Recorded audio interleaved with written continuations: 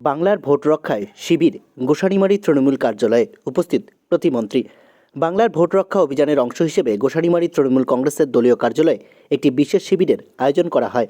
রবিবার দুপুর 12:30 নাগাদ এই কর্মসূচি অনুষ্ঠিত হয়। অনুষ্ঠানে প্রধান অতিথি হিসেবে উপস্থিত ছিলেন পশ্চিমবঙ্গ সরকারের পরিবহন দপ্তরের প্রতিমন্ত্রী দিলীপ মণ্ডল। এছাড়াও বিশেষভাবে উপস্থিত ছিলেন সিতাই বিধানসভার বিধায়ক সঙ্গীতা রায়, জেলা তৃণমূল কংগ্রেসের সাধারণ সম্পাদক নূর আলম হোসেন এবং দিনহাটা 1A ব্লক কমিটির সভাপতি সুধাংশু চন্দ্র রায় সহ দলের অন্যান্য নেতৃবৃন্দ।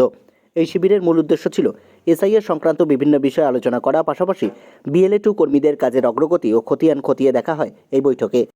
বিজেপি তারা চাইছে যে এখান থেকে মানুষকে বৈধ ভোটার অধিকার, সংবিধানের যে স্বীকৃতি মর্যাদা, ভারতবর্ষের অধিবাসী হিসেবে তাদেরকে বাতিল করতে, সেই চক্রান্ত আমাদেরকে ব্যর্থ করতে হবে। এটাই আমাদের মূল উদ্দেশ্য। মাননীয় মুখ্যমন্ত্রী মমতা বন্দ্যোপাধ্যায় তিনি বলেছেন, একজনও কেউ বৈধ ভোটারকে না যেন অবৈধ করে। আমাদের মাননীয় সাংসদ তিনিও বলেছেন, বৈধ ভোটারকে যদি জোর করে বাদ দিয়ে দেওয়া হয়,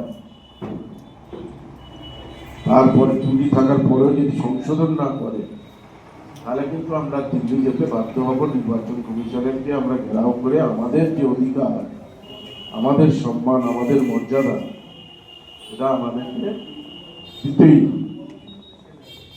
12টা রাজ্যে এসআইআর হচ্ছে, তার মধ্যে আমাদের কিন্তু